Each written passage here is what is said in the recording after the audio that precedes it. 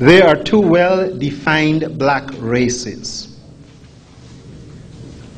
One has black skin and woolly hair. The other has black skin, often exceptionally black, with straight hair, aquiline nose, thin lips, and an acute cheekbone angle.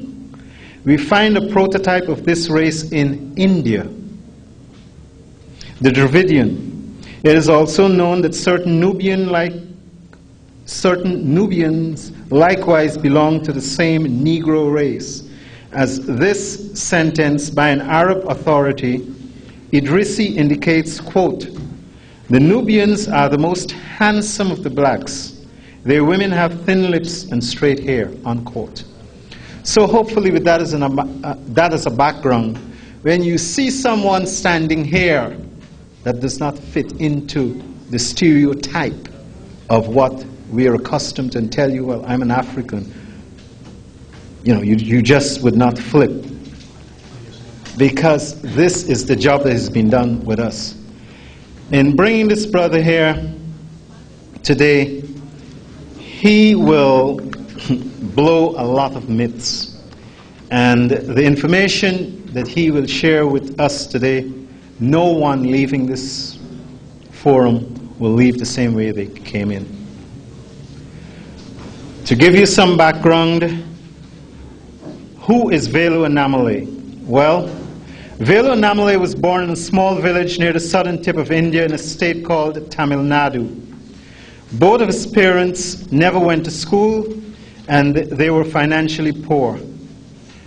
They were deprived of all social, cultural, educational, and simple human rights by the Brahminical Hindu caste system because they were born untouchables.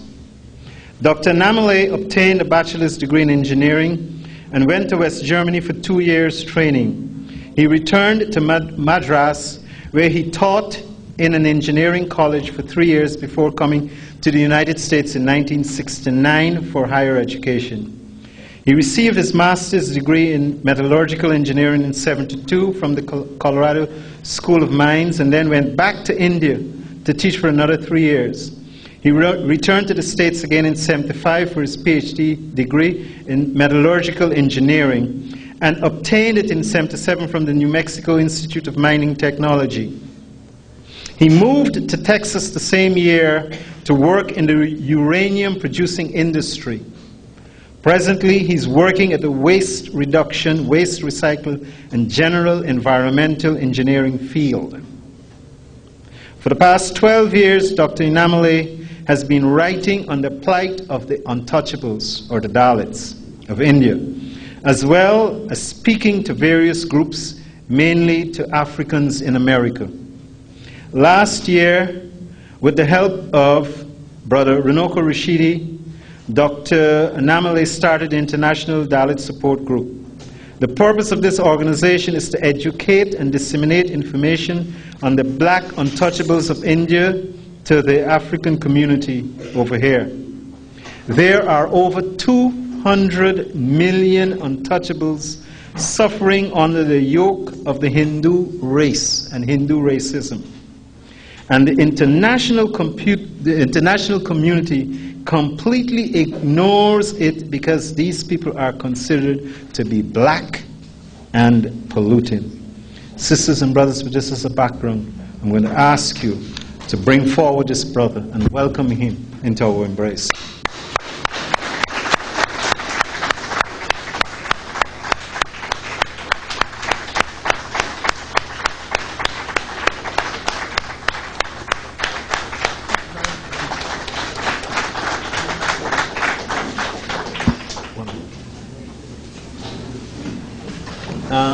Before he gets started, we'd also like to welcome his colleague, Brother Lakshman. Kindly stand.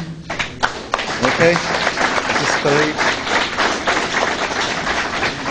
And on behalf of the community, we'd like to make a gift to the brother so that he'll have something to remember his presence in Newark. As you know, the last time he came here, there was 8 inches of snow outside. So he brought no snowstorms this time. Thank you very much. Thank you very much.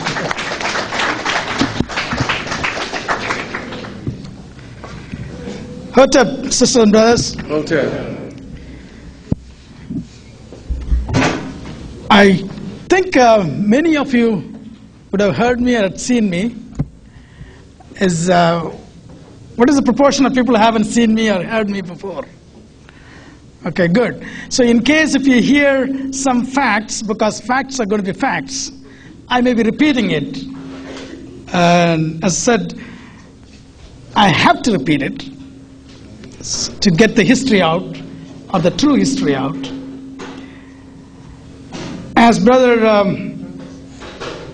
Unini said, the purpose of my coming and talking to you is to educate. The word educate, I don't want you to misunderstand the word. I'm not referring that you are uneducated. But I'd like to make a distinction, the use or the meaning of the word education. Most of the time, we call somebody educated because he has a BS degree or a PhD degree. I don't consider that to be an education. That is simply the person is literate. He can read and write, maybe get a job, fill his tummy.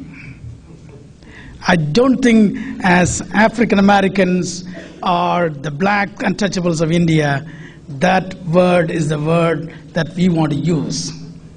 Education means to understand who I am, who you are, what's your background, what's your past, what's your present. If we do not understand that, then we are not educated, no matter what your educational qualifications are. Okay? So, with that kind of introduction, I would like to bring to you a part of the world which has been completely hidden and forgotten. There are two worlds who were connected together long time back, but the present generation do not know. Either side do not know, the other side is related. And that is my purpose. So if someone would look at me, again, this guy doesn't look like an African. He looks like one of the Indians walking around the street, and most of the Indians are obnoxious to the African Americans. What is he doing here? And this has been raised several times. Every time I go to an African American meeting, particularly in the beginning, when Brother Noko Rashidi used to take me, and people question, who is this person? But I think I have spoken to several groups, several radio stations, and the book, the Dalits, the Black Untouchables of India, has fairly disseminated the information about who the Dalits are. I think now the African American community has understood that not every Indian is obnoxious. There could be somebody who is your brother or sister. And it's kind of difficult to find out. Okay? And even after I finish my lecture, still you may not be able to find out.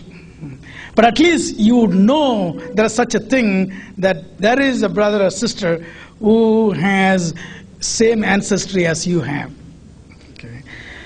So going back to the history, what is the connection between India and Africa?